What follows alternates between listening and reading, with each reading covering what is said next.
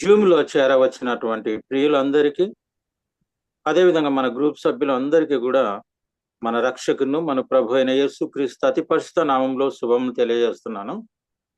వాక్యంలోనికి వెళ్ళక ముందు ఒక చిన్న ప్రార్థన చేస్తాను. పరిశుద్ధుడా పరిశుద్ధుడా పరిశుద్ధుడా, సర్వోన్నతుడా, ఆశ్చర్యకరుడా, మా విమోచకుడా, నీకు స్తుతులు స్తోత్రం.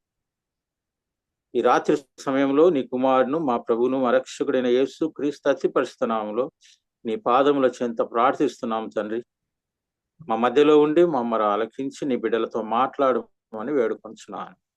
యేసయ్యా, మా మధ్యలో మీరుంటున్నందుకు మీకు స్తుతులు స్తోత్రం. పరిశుద్ధాత్మదేవ, we welcome you the holy spirit into the midst of us, Lord. Do miracles, Lord. Kindly speak to the children, Lord. ఈ రోజు ప్రభు రాత్రి మీరు కార్యం జరగబోతున్నందుకు మీకు స్తుతులు స్తోత్రం. ఈ వాక్య పరిచర్య జరుగుతుండగా ఈ శిలువ చాటున నన్ను మరుగు చేసుకోండి. మీరే మహిమ పొందుచు మీ బిడ్డలతో మాట్లాడమని తండ్రి, కుమారుడు, పరిశుద్ధాత్మ వ్యక్తిత్వమైన ఏకత్వమైనటువంటి తండ్రి నీకు ప్రార్థించి వేడుకొంచున్నాను తండ్రి. ఆమేన్.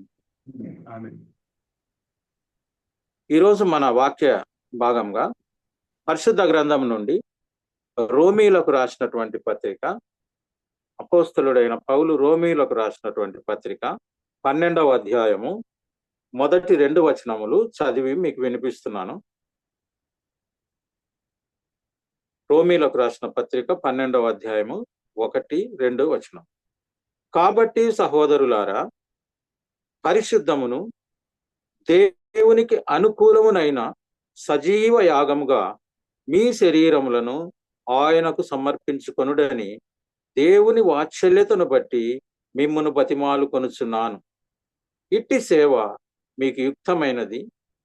మీరు ఈ లోక మర్యాదను అనుసరింపక ఉత్తమును అనుకూలమును సంపూర్ణమునయున్న దేవుని చిత్తమేదో పరీక్షించి తెలుసుకున్నట్లు మీ మనస్సు మారి నూతన మగుట వలన రూపాంతరము పొందుడి.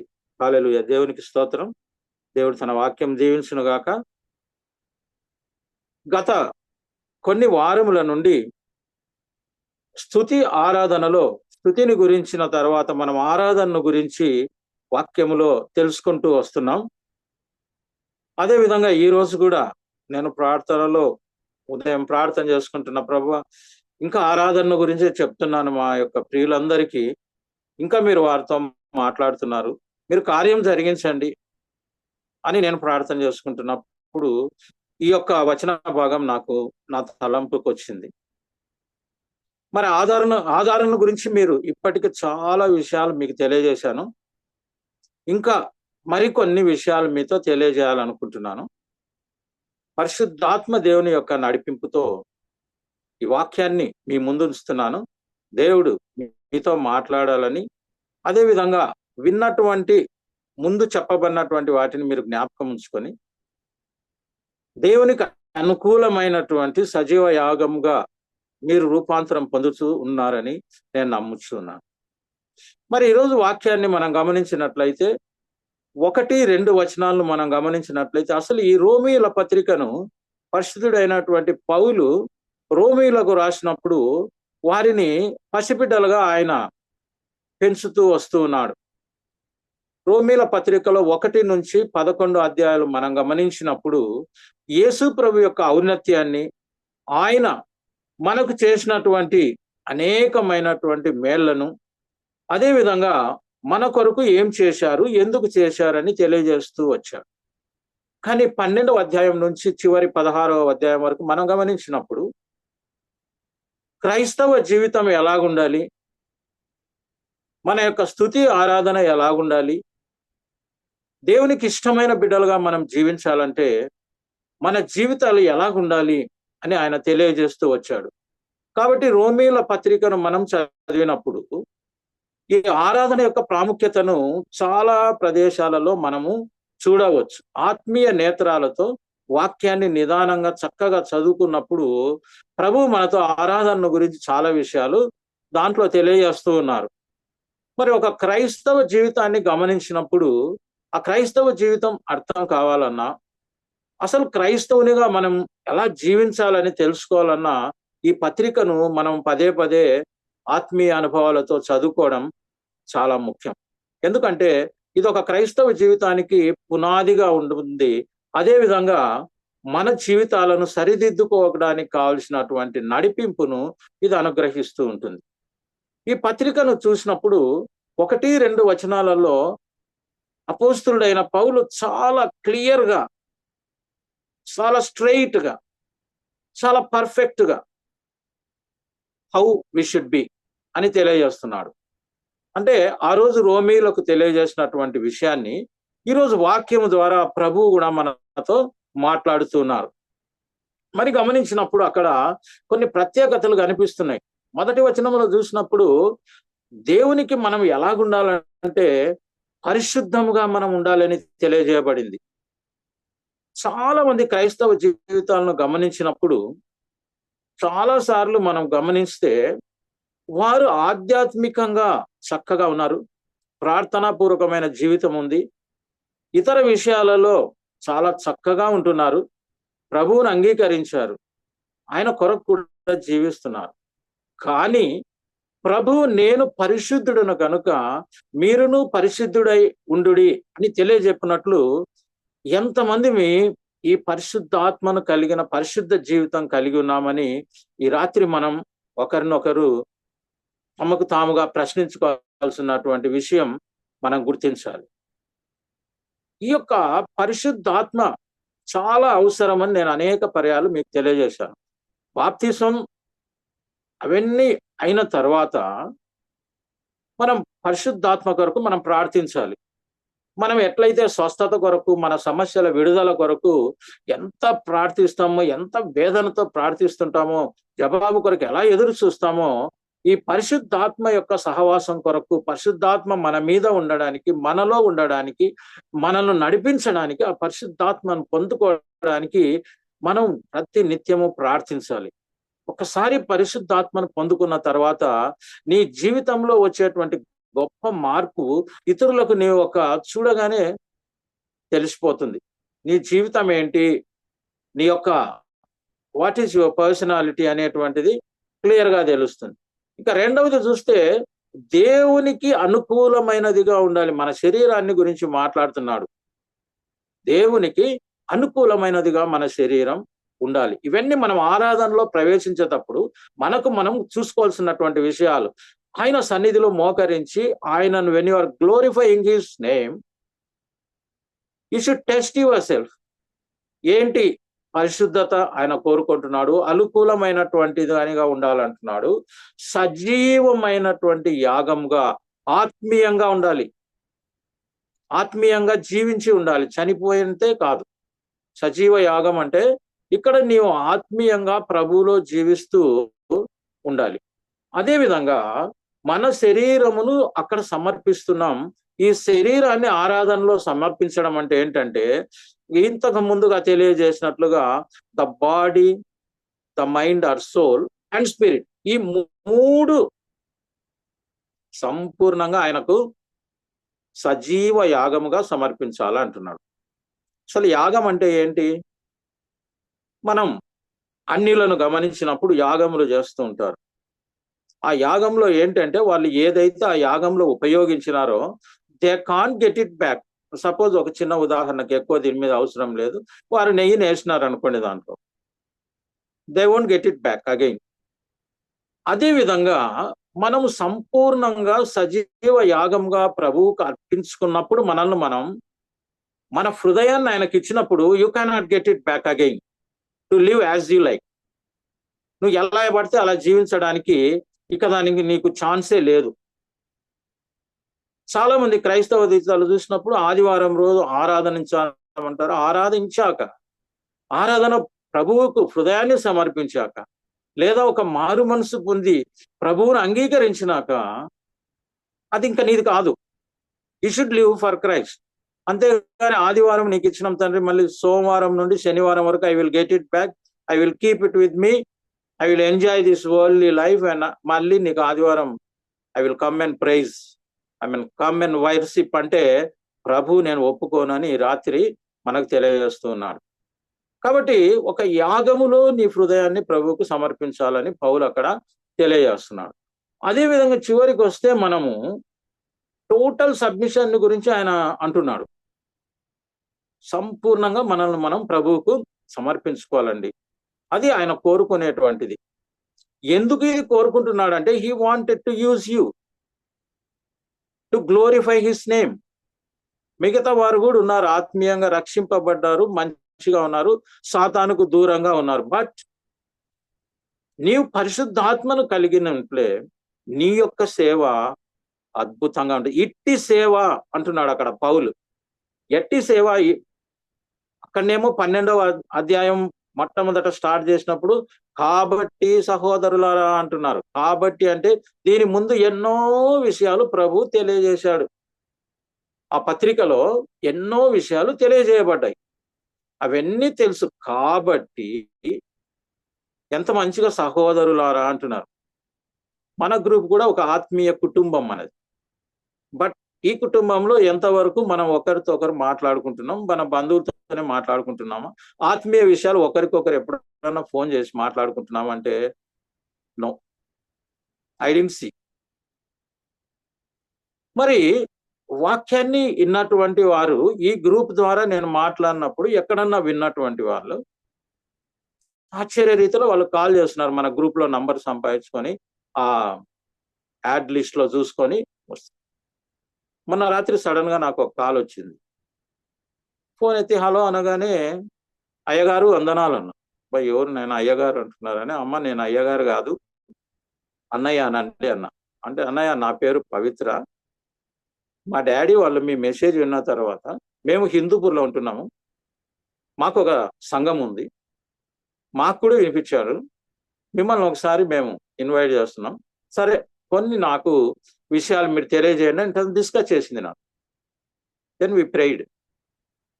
కాబట్టి నేనేం చెప్తున్నానంటే మనం ఎప్పుడైతే పరిశుద్ధాత్మ నింపబడి ఆయన పనిలో మనం ఒక పనిముట్టుగా ఉంటామో మనం ఇతరులకు ఉపయోగపడతాం. అలా ఉండాలి మన గ్రూప్ లో ఉండే ప్రతి ఒక్కరని నాకు ఒక బలమైనటువంటి కోరిక.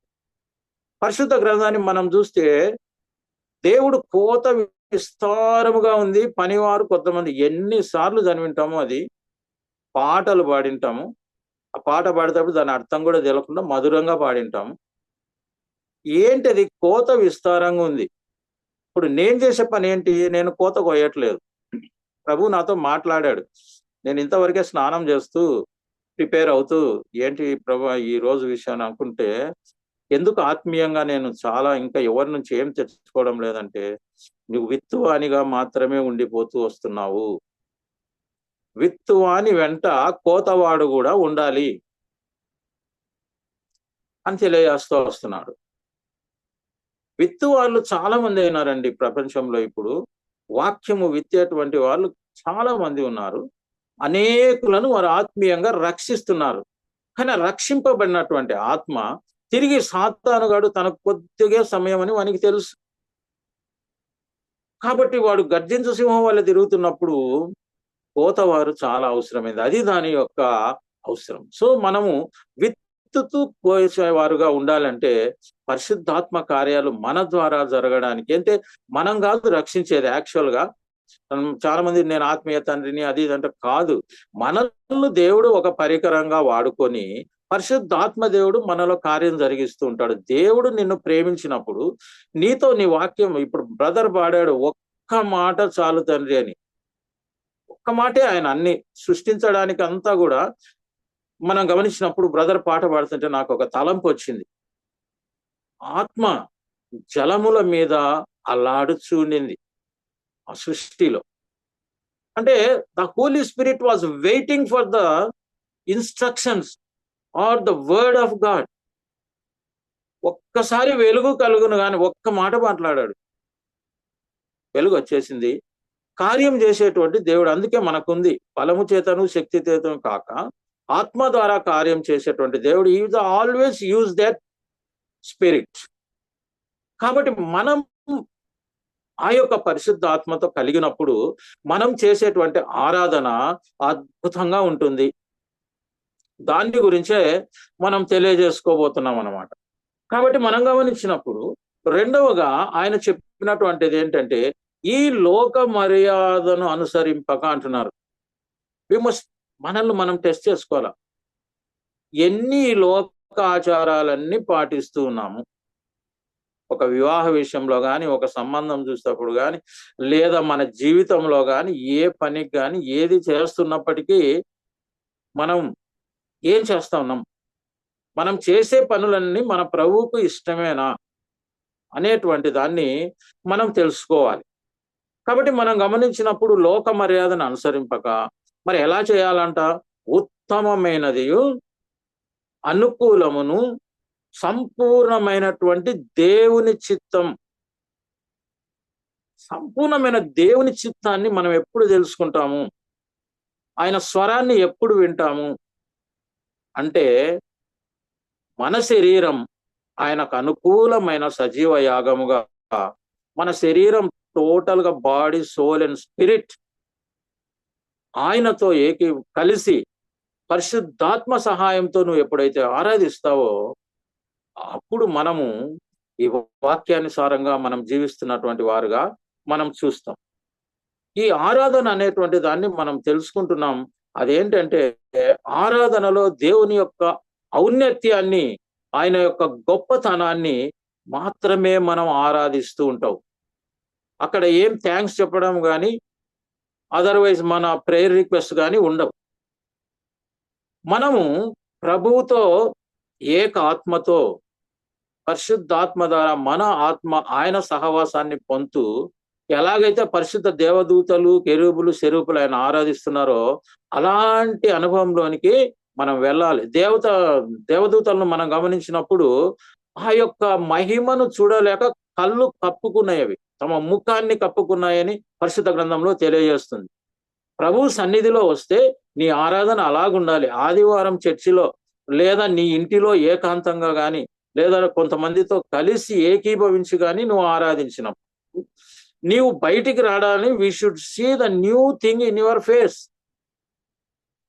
గమనిస్తాం. మనం నిర్గమాకాండం చూసినప్పుడు అక్కడ మోసే దేవుని సన్నిధికి వెళ్ళాడండి. 34వ అధ్యాయంలో మనకు అనేక విషయాలలో మనం ఆడ చూస్తాం. ఆరాధించి ఆయన సన్నిధిలో నుంచి ఆయన వచ్చినప్పుడు ఆయన ముఖము, ఆయన చర్మము వెలుగుమయమై ప్రకాశిస్తున్నట్టుగా మనం చూసినాం. అసలు అక్కడ ఉన్నటువంటి ఇశ్రాయేలీలు ఆయన దగ్గరికి రావటానికి చాలా వెరసినారు అని పరిశుద్ధ గ్రంథంలో తెలియజేయబడుతుంది. నిజమైన ఆరాధన గిన మనం జరిపితే ఆ ఆరాధన ఎలాగుంటుందంటే, మనకి ఇంకా ఏం మేకప్స్ అవసరం లేదు, ఏం అవసరం లేదు. ఇలాగుండాలి. ఆయన ఎదుట మనం ముఖ కాంతి, ఆయన వెలుగులో మనం ఉంటాం. ఇంకా మళ్ళీ తర్వాత దాని గురించి మళ్ళీ తెలుసుకుందాము. మరి ఇప్పుడు మనం ఆలోచించినట్లయితే ఆ పరిశుద్ధాత్మ అనుగ్రహించేటువంటి కృప వల్ల, ఆ కృపా వరముల వల్ల మనము తండ్రిని ఆరాధిస్తాం. యేసు ప్రభు కూడా తండ్రిని ఆరాధించండి అంటున్నారు. యేసు ప్రభుని కూడా ఆరాధించండి, తప్పు లేదు, నేను మళ్ళీ వద్దని చెప్పటం లేదు. కానీ యేసయ్య మాత్రం పరిశుద్ధ గ్రంథంలో ఏం తెలియజేస్తున్నా అంటే తండ్రిని ఆరాధించండి అంటున్నా. తర్వాత ఇంకా ఏమన్నాడు? యథార్థముగా ఆరాధించాలి. ఇప్పుడు పైన చెప్పుకునేటివన్నీ ఉండాలంటే ఆ యథార్థత అనేది మనలో ఉండాలి. యథార్థవాది లోక విరోధి అని మనం చెప్తుంటే వింటుంటాం. యథార్థత మన హృదయంలో ఉండాలి. అప్పుడే నీవు సపోజ్ ఒక ప్రళయంలో కానీ ఎక్కడైనా కానీ ఒక నదిలో చాలా వేగవంతంగా ప్రవాహం ఉంది అంటే అక్కడ ఉన్నటువంటి చేపలను గమనించినప్పుడు ఎదురు ఎత్తుంటాయని మనందరికీ తెలుసు. మనం ఆల్మోస్ట్ ఆల్ సైన్స్ స్టూడెంట్స్మే. చచ్చిన చేపలు మాత్రమే ప్రవాహంలో కొట్టుకొని పోతుంటాయి. సజీవమైనటువంటి చేప ఎదురు ఎత్తు ఉంటుంది. అదే విధంగా యథార్థ హృదయంతో నీవు ఉన్నప్పుడు ఈ లోకంలో నువ్వు తప్పనిసరిగా ఎదురు ఎత్తావు, దెర్ ఇస్ నో డౌట్.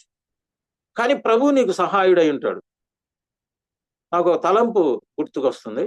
పౌలు శీలను గమనించినప్పుడు, జైల్లో వేసినప్పుడు వాళ్ళు చాలా వేదనకు గురి కాకుండా they started praising, worshipping the lord. పాటలు పాడారండి. వెంటనే అద్భుతం జరిగింది. అదంతా మీకు తెలుసు. కాబట్టి ఏ పరిస్థితిలో ఉన్నప్పటికీ, ఎలాంటి ప్రవాహకంలో ఈ లోకంలో నీవు ఉన్నప్పటికీ నీవు దీన్ని ప్రభువు కొరకు ఎదురు ఈదాల్సినటువంటి అవసరత ఈ ఆరాధనలో మనం తెలుసుకోవాలి. మరి ఆరాధనలో మనం ఏం చేస్తుంటాం, ఎందుకు ఆయనను ఆరాధిస్తున్నామంటే he is the creator of our life. మన యొక్క క్రియేటర్, మనల్ని ఆయన సృష్టించుకున్నాడు. దేవుడు మనల్ని సృష్టించి ఆరాధించడానికి ఈ లోకానికి పంపించాడు. సరే, మనం తప్పిపోయినాం. బ్రదర్ మంచి పాట పాడాడు, దావీదుని గురించి పాడాడు, మనల్ని గురించి పాడాడు, ఇంకొంతమంది భక్తుల గురించి పాడాడు. తప్పిపోయాం. అంతటితో వదిలిపెట్టాడా దేవుడు? ఆయన మన క్రియేటర్. తిరిగి మనల్ని తీసుకోవడానికి మన ప్రభు అయిన యేసు క్రీస్తును మనలోకి పంపించాడు. మళ్ళీ ఏం చేశాడు దేవుడు? తండ్రి కుమార పరిశుద్ధాత్మైనటువంటి ఆ దేవుడు యేసు ప్రభు వల్ల, ఆయన శిలువలో కార్చిన రక్తము వల్ల, ఆయన పెట్టిన ప్రాణం వల్ల తిరిగి నిన్ను ఆయన తన సొత్తుగా చేసుకున్నాడు. ఒక స్టాంప్ వేశాడు నీకు, నా బిడ్డ, నా కుమారుడు, నా కుమార్తె, నన్ను ప్రేమించేవారు అని. ఆ స్టాంప్ నీ మీద ఉన్నప్పుడు how can you go away from the God అని ఒకసారి ఆలోచించుకోవాలి. ఏది చేసినా ఈ ఆరాధన వల్ల మీరు తెలుసుకునేది ఏంటంటే, ఎప్పుడైతే ఆరాధించి ప్రభువులో జీవిస్తూ ఉంటావో, ఏది చేసినా నా దేవునికే. I do everything for my lord, what ever I do. నా ప్రభు దీంట్లో నా సంతోషిస్తున్నాడా లేదా? నా ఆరాధనలోనే కాదు, నా జీవితంలో ఆయనకు సమర్పించిన నా హృదయాన్ని బట్టి ఆయన ఆరాధిస్తున్నాడా లేదా అని, ఆనందిస్తున్నాడా లేదని నీవు తెలుసుకొని అలాంటి ఆరాధన కలిగినటువంటి జీవితానికి వెళ్ళాలి. మనం ఏ చిన్న ఈ శరీరాన్ని, ఈ ఆకారాన్ని, ఈ రంగును, ఈ రూపాన్ని ఆయన ప్రేమించి తనకిష్టమైనటువంటి రూపంలో మనకు చేసి ఇచ్చాడు. If you want to change this, you should get the permission from your creator. అంతగా ఆలోచించాలి. ప్రభు తన సొత్తుగా నిన్ను చేసుకున్నప్పుడు నీకు ఇచ్చినటువంటి ఒకటే పని, ఆయనను ఆరాధించమని, ఆయనను స్తుతించమని, ప్రార్థించాలి, కృతజ్ఞత చెల్లించాలి. That is okay. కానీ స్తుతి, ఆరాధన నీ జీవితంలో కంపల్సరిగా ఉండాలని ప్రభు ఈ రాత్రి తెలియజేస్తూ ఉన్నాడు. కానీ ప్రతిరోజు, ప్రతి నిత్యము, ప్రతి క్షణం నడిచినా, కూర్చున్నా, లేచినా, నిద్రపోయినా నీవు ఆయనకి ఇష్టమైన రీతిలో ఆయన స్తుతిస్తూ ఆరాధిస్తూ ఉండాలి. ఏదో ఒక రోజు చేసినాం, వారంలో ఒక రోజు కాదు, ఏం కాదు. నీ ఆరాధనతో ఒక ధూపం లాగా అది ప్రభు సన్నిధికి వెళ్తూనే ఉండాలి. మరి ఈ విధంగా నువ్వు ఆయనను ఒక క్రియేటర్ గా ఆరాధిస్తున్నావు, ఒక రివార్డర్ గా కూడా ఆయన నీకు అనేకమైనటువంటి రివార్డ్స్ ఇవ్వగలడు. అదే విధంగా ఆయన నమ్మదగినటువంటి దేవుడు అని నీకు తెలుసు. అందుకే ఆయన నమ్ముకున్నావు కాబట్టి ఆయనకు నీవు స్తుతి యాగము చేసి ఆయనను ఆరాధించాలి. ఈ ఆరాధించాలన్నప్పుడు ప్రతి ఒక్కసారి పరిశుద్ధాత్మ, చాలా మంది రకరకాలుగా చెప్తుంటారు. ప్రభు ఇచ్చాడండి, యేసయ్య మనకేం చెప్పాడు? తండ్రి అనుగ్రహించినటువంటి ఆ పరిశుద్ధాత్మను మన మీదికి పంపుతున్న శిష్యులతో చెప్పాడు. అదే మనం కూడా నమ్ముతూ ఉన్నాం. చాలా సంతోషం. కానీ మన మీద ఉందా? మన దగ్గరలో ఉందా? ఈ పరిశుద్ధాత్మ మనలో ఉందా? మనం నింపబడ్డామా అని మనం ఆలోచించాలి. ఆరాధనలో నువ్వు ప్రభు ఎదుట కూర్చున్నప్పుడు, నీ ఎదుట స్తుతుల సింహాసనం మీద ఆయన కూర్చున్నప్పుడు, ఈ పరిశుద్ధాత్మను చాలా మంది భక్తులు ఏం చెప్తున్నారంటే, ఒక నీళ్ల కుండలోంచి నీళ్లను కుమ్మరించిన రీతిగా నీవు ఆ యొక్క ఆరాధనలో పరిశుద్ధాత్మ కుమ్మరింపును పొందుతూ నీవు కూడా అదే విధంగా ప్రభుతో ఏకమై, ఏక ఆత్మతో, ఏక మనస్సుతో, ఆనందంతో ఆయనను స్తుతించి ఆరాధించాలి అని ప్రభువు కోరుకుంటారు. ఈ ఆరాధన చాలా రకాలు. మొన్న కూడా మనం చెప్పుకున్నాం స్తుతించేటప్పుడు. దీంట్లో మనం గమనించినట్లయితే అనేకమైనటువంటి గ్రీకు, హెబ్రీ భాషలో చాలా చాలా డిఫరెంట్ వర్డ్స్ ఉన్నాయి. అవి మళ్ళీ ఒకసారి చూస్తాం. ఇప్పుడు నేనైతే నా దగ్గర ఉంది, కానీ I don't want to give much time for that. మనం గమనించినట్లయితే మోకరించి ఆరాధించడం ఉంది, చేతులెత్తి ఆరాధించడం ఉంది, నాట్యముతో ఆరాధించడం ఉంది, అదే విధంగా పాటలు పాడుతూ ఆరాధించడం ఉంది, సాష్టాంగపడి ఆయన ఎదుట ఆరాధించడం అనేటువంటి ఉంది. అదే విధంగా మాటలతోనూ ఆయనను ఆరాధిస్తారు. కేకల అరుపులతో కూడా ఆయనను ఆరాధించినట్టుగా పరిశుద్ధ గ్రంథంలో మనం చూస్తున్నాం. కాబట్టి చివరికి దావీదును కూడా గమనించు, నాట్యము. So in King James version Bible చదువుతుంటే చాలా డిఫరెంట్ గా ఉంటుంది, చాలా బాగా తెలుస్తుంది మనకు. అదే విధంగా నెట్ లో ఎప్పుడైనా వీటి యొక్క పదాలు హీబ్రూలో, గ్రీక్ లో ఏమంటున్నారంటే ద ఎంటైర్ మీనింగ్, ఆ వర్డ్ కూడా అక్కడ ఉంటది. మనం విన్నటువంటి దాన్ని మళ్ళీ తిరిగి కలుసుకునే వరకు దాన్ని మనం ఆలోచిస్తుండాలి. ఈ రోజు విని దాన్ని ఇదేదో హోటల్కి పోయి అన్నం తిని వెళ్ళిపోయినట్లు కాదు, ఇంకా డైజెస్ట్ అయిపోయింది, కొంచెం శక్తి వచ్చింది. కాబట్టి మనం విన్న వాక్యాన్ని ధ్యానించుకుంటూ ఉండాలి. సరే, ఈ విధంగా మనం గమనించినప్పుడు నీ గుండె లోతుల నుంచి, నీ హృదయములో నుంచి పెళ్ళుబిగినటువంటి ఆ యొక్క ఆరాధన, పరిశుద్ధాత్మ పూర్ణులుగా మీరు చేస్తున్నటువంటి ఆరాధన తండ్రి అయినటువంటి దేవునికి ఎంతో సంతోషాన్ని కలగజేస్తుంది. ఆ పరిశుద్ధాత్మ కుమ్మరింపులో యు విల్ ఫర్గెట్ ఎవ్రీథింగ్. నీ సరౌండింగ్స్ ఏముండవు, నువ్వు ఫుల్ సబ్మిషన్స్ లో ఉంటావు. అనుభవంలో ఉన్న వారికి అది బాగా తెలుస్తుంది. స్తుతిలో వేరే, కృతజ్ఞతలో వేరే, ప్రేయర్లో వేరే. టోటల్ సబ్మిషన్ లో, ఆరాధనలో ఆయనతో ఉన్నప్పుడు నీవు సమ్ టైమ్స్ నీవు పరిశుద్ధాత్మ ద్వారా భాషలలో కూడా మాట్లాడుతూ దేవుడు అనుగ్రహిస్తాడు. అవి ఏదో భాషలు నేర్చుకుంటే ఇతరులకు పనికిరావు కదా, ఎందుకు మాట్లాడడం నేర్చుకోవాలా? కాదు, భాషతో మాట్లాడేవాడు దేవునితో మాట్లాడుతున్నాడు. You have praise him, you can glorify his name, or you can worship him in tongues. వాక్యం తెలియజేస్తా ఉంది. ఆ విధంగా మనం ఆరాధించే వాళ్ళు, ఒక రకంగా చెప్పాలంటే నేనేమంటానంటే, ఒక పరవశంతో మనం ఆరాధించాలి ఆయన. ఇంకేం మన చుట్టుపక్కల ఉండేటువంటి ఈ విషయం మనకు అవసరం లేదు. ఎందుకంటే మనం గమనించినప్పుడు చాలా రకాలైనటువంటి ప్రేమలు ఉంటాయి, కానీ దేవుంది వాత్సల్యత అంటారు. మన మధ్యలో ఉండేటువంటి, ఇప్పుడు మనం చూస్తే బ్రదర్స్ మధ్యన ఆప్యాయత అని ఉంటుంది, భార్యాభర్త మధ్యన తీసుకుంటే దాన్ని అనురాగమో ప్రేమ ఏమో అంటారు. ఇద్దరు మిత్రుల మధ్య చూస్తే దాన్ని స్నేహం అని పిలుస్తారు. ఇలా ఒక్కొక్క దానికి పిలుస్తూ ఉన్నారు పేర్లు. కానీ మనం దేవునితో కలిగి ఉన్నటువంటి సంబంధం, ఆయన మన ఎడలో చూపేటువంటి వాత్సల్యత. మరి నువ్వు పరిశుద్ధాత్మతో నింపబడి ఇంత ఆరాధన చేయాలంటే ఒక స్కేల్ కూడా ఉంది మనకు. అన్ని రకరకాల స్కేల్స్ ఉన్నాయి, నేను అన్ని చెప్పట్లేదు. మరి గలితీయులకు రాసినటువంటి పత్రిక 5వ అధ్యాయం జరుపుకుంటే అక్కడ శరీర కార్యాలు ఏమేమి అని ఉంది, ఆత్మీయ కార్యాలు ఏమేమి అని ఉంది. ఈ రెండు మనం టెస్ట్ చేసుకుంటే చాలు. మన దగ్గర ఆత్మ ఫలాలన్నీ ఇవన్నీ ఉన్నాయా?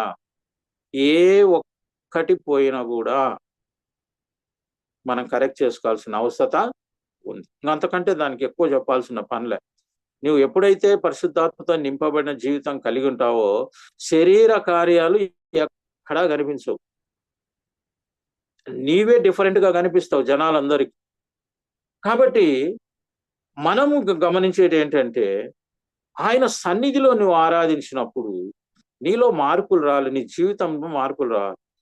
మనం దావీదు కీర్తన 34వ అధ్యాయంలో కూడా మనం చూసినప్పుడు అక్కడ చాలా, ఆయన ఎవరైతే ఆయనను ఆరాధిస్తున్నారో, ప్రేమించిన వారి ముఖములలో వెలుగును చూసినట్లుంది. ఆ 34వ దావీదు కీర్తనలో ఆయన తట్టు చూడగానే వారి ముఖాలు వెలుగుమయమైపోయినాయంట. దట్ గ్లోరీ, ఆ ఫేస్ మనం చూడగలగాలి. కాబట్టి నిర్గమాకాండంలో కూడా అది ఇంతవరకే చెప్పినాను. మోషేను మనం గమనించినప్పుడు 34వ అధ్యాయంలో మనం గమనిస్తాం, 2-3 వాటిలో గమనిస్తాం. మళ్ళీ ఇంకా చివరికి వెళ్ళే వరకు కూడా దాంట్లో ఆ జనులు ఆయన ముఖాన్ని చూడ, లాస్ట్కి ఆయన ముసుగు వేసుకుంటాడు తన ముఖం మీద. అంటే నిజంగా నువ్వు ఆరాధించి వస్తే నీ ఫేస్ అలాగైపోతుంది. ఒక మంచి సెంట్ కంపెనీలోకి మనం వెళ్ళి బయటకు వస్తే, మనమేం సెంట్ వేసుకోకున్నా కూడా ఎక్కడికో పోయి వచ్చినాడు ఆయన, సెంట్ వాసన ఉన్న ఫ్యాక్టరీలో కానీ తెలియజేయబడుతుంది. కాబట్టి ఈ క్రైస్తవ్యములో ఆయన సొత్తుగా చేయబడినటువంటి మనం ఆయనను మర్చిపోకూడదు. మర్చిపోతే క్రైస్తవ జీవితానికి విలువే లేదు. ఆయన కార్చినటువంటి రక్తం, ఆయన ఇచ్చినటువంటి ప్రాణాన్ని, ఆయన నీవు సొత్తుగా ఉన్నటువంటి విషయాన్ని మనం మర్చిపోకుండా ఉండాలి. మన మీద ఒక ముద్ర వేయబడింది అన్నమాట. మరి మనం గమనించినట్లయితే ఈ యొక్క ఆరాధన గురించి యెషయా రాసినటువంటి గ్రంథంలో మనం చూస్తున్నాం. అదే విధంగా యోసేపు జీవితాన్ని మనం గమనించినప్పుడు ఆయన కూడా దేవునికి ఎంతో భయపడి యోసేపు జీవించిన 39 ఆదికాండం 6వ వచనంలో చూస్తే ఆయన దేవుణ్ణి అంతగా ప్రేమించగాని చాలా బ్యూటిఫుల్ గా హ్యాండ్సమ్ యోసేపు మంచి అపియరెన్స్ కలిగి ఉంది అని 6వ వచనంలో మనం చూస్తే. అదే విధంగా ఇజ్రాయేలీలో గమనించినప్పుడు అబ్షలోమును గమనించినప్పుడు 2వ సమూయేలు మనం చదివితే 14వ అధ్యాయం 25వ వచనంలో Absalom is also very handsome man, చాలా చక్కగా ఉన్నారు అని ఉంటుంది. స్త్రీలలో వస్తే ఏస్తేరు, వీళ్ళంతా ఎందుకు అంత రేడియంట్ ఫేసెస్ ఎందుకు అలా ఉండగలిగినారు అంటే వారు చేసుకున్నటువంటిది కాదు, అది ప్రభువు వారికి అనుగ్రహించినటువంటి ఆ తేజస్సు వారి ఇదిలో మనం చూడగలుగుతున్నాం.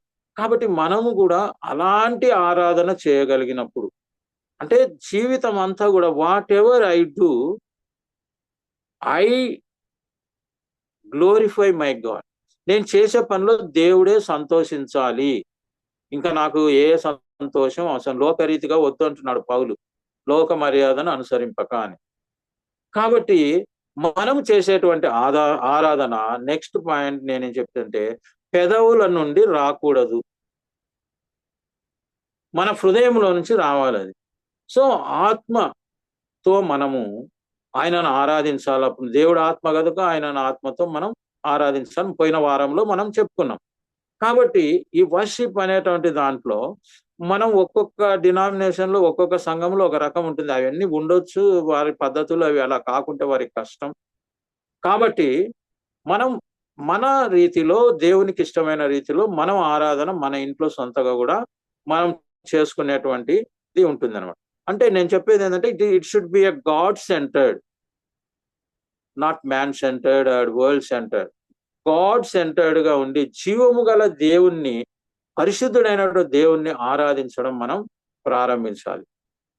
అదే విధంగా మనం గమనించినట్లయితే ఆయన ఔన్నత్యాన్ని నువ్వు ఏకాగ్రతో ఆరాధనలో ఆరాధించి మొట్టమొదటి స్థానం నీవు ప్రభువుకే, దేవునికే ఇవ్వాలి. ఎందుకంటే ఆయన కృపా వాత్సల్యత గలవాడు, దయా దాక్షిణ్యములు గలవాడు, మన సంకటములన్నీ కుదర్చగలిగినటువంటి దేవుడు.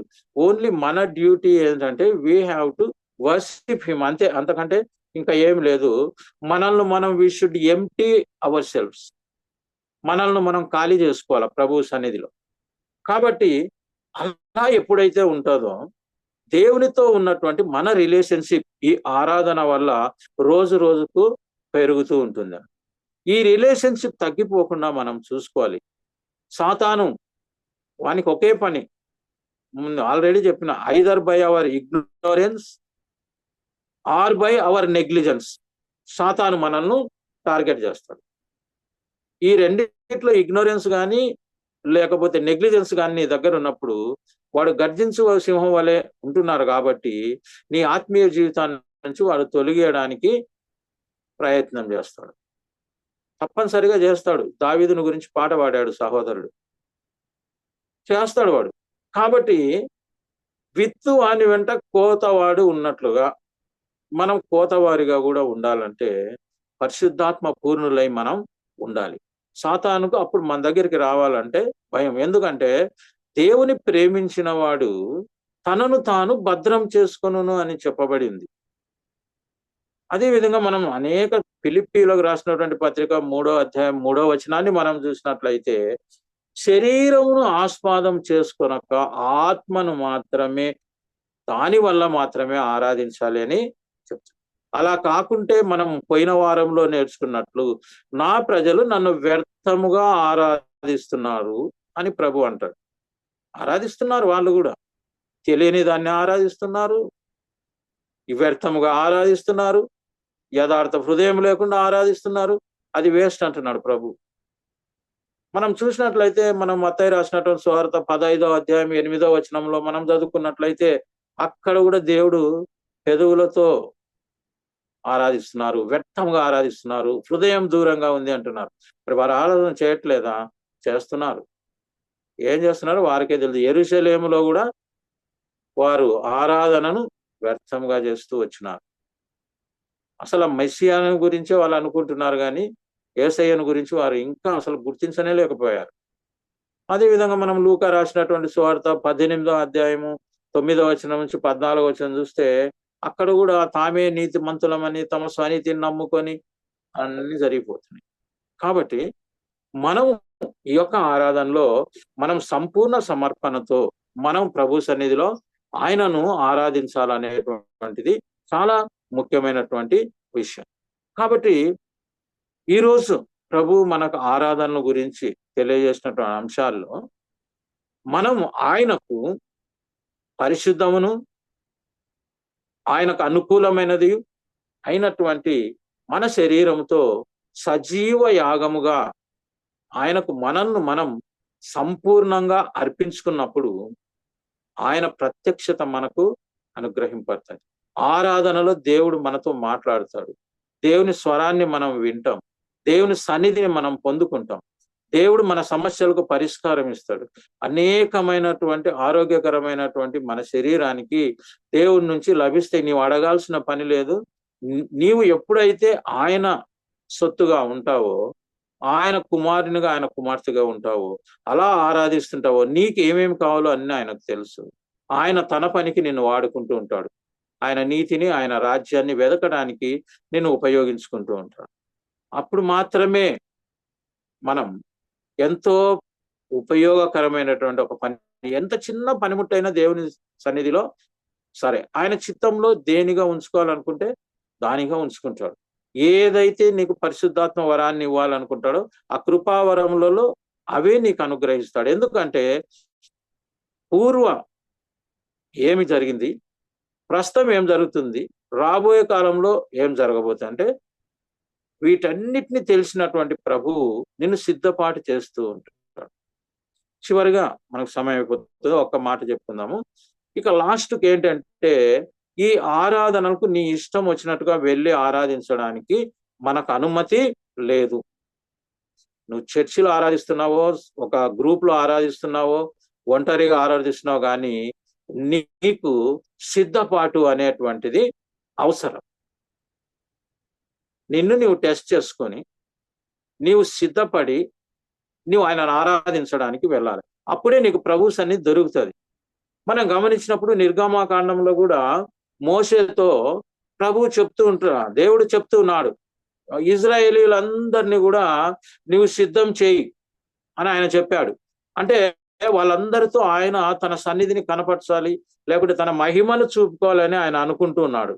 అప్పుడు మోషేకు తెలియజేస్తాడు అన్నమాట, వాళ్ళను సిద్ధపాటు చేయమని.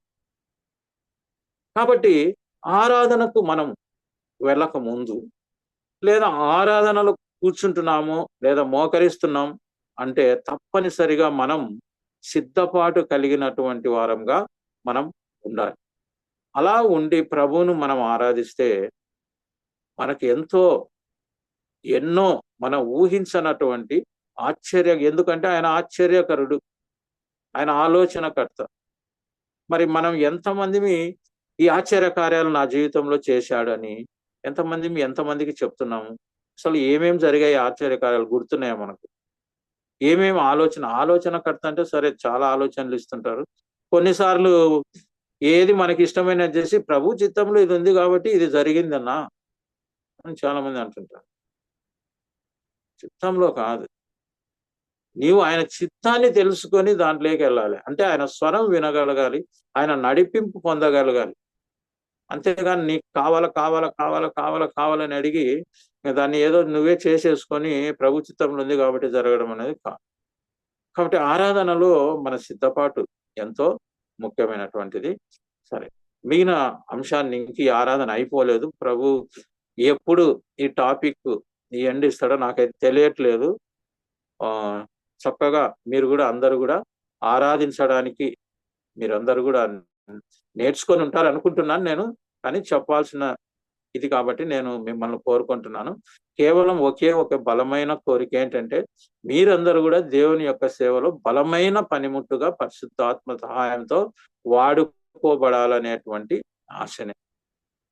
కాబట్టి ఈ యొక్క సమయం ఇచ్చినటువంటి దేవునికి కృతజ్ఞత చెల్లిస్తూ, వాక్యం మీ అందరిలో నూరంతలుగా ఫలించాలని కోరుకొంచు దేవునికి స్తుతులు చెల్లిస్తున్నాం. చిన్న ప్రార్థన చేసుకున్నాం. కృపగల మా తండ్రి, విత్తబడిన వాక్యాన్ని బట్టి నీకు స్తోత్రం తండ్రి. నీ బిడ్డలతో నీవు మాట్లాడిన విధానాన్ని బట్టి నీకు స్తుతులు స్తోత్రం. అయ్యా, నీ బిడ్డలు ఎలా ఉండాలో తండ్రి వారిని కోరుకుని ఉంటున్నారు. మీరు నిన్ను ఎలా ఆరాధించారో వారికి తెలియజేసి ఉంటున్నారు. చేరవచ్చిన ప్రతి బిడ్డను, వాక్యం వినబోతున్న ప్రతి బిడ్డను మీ చేతికి అప్పగిస్తున్నాం. పరిశుద్ధాత్మ ద్వారా మీరే కార్యం జరిగించి మహిమ పొందమని వాక్యాన్ని ఇచ్చినందుకు ప్రభువా, మా మధ్యలో మీరు ఉన్నందుకు నీకు స్తుతులు చెల్లిస్తున్నాం. చేరవచ్చిన ప్రతి బిడ్డను ప్రభువా మీరు దీవించి ప్రతి అవసరాన్ని తీర్చమని మా ప్రభును మా రక్షకుడైన యేసు క్రీస్తు అతి పరిశుద్ధ నామములో సమస్త ఘనత మహిమ ప్రభావం నీకే చెల్లించి అడిగి వేడుకొని పొందుకొని కృతజ్ఞాస్తుతులు చెల్లిస్తున్నాను తండ్రి. ఆమేన్. ఆమేన్. ఆమేన్.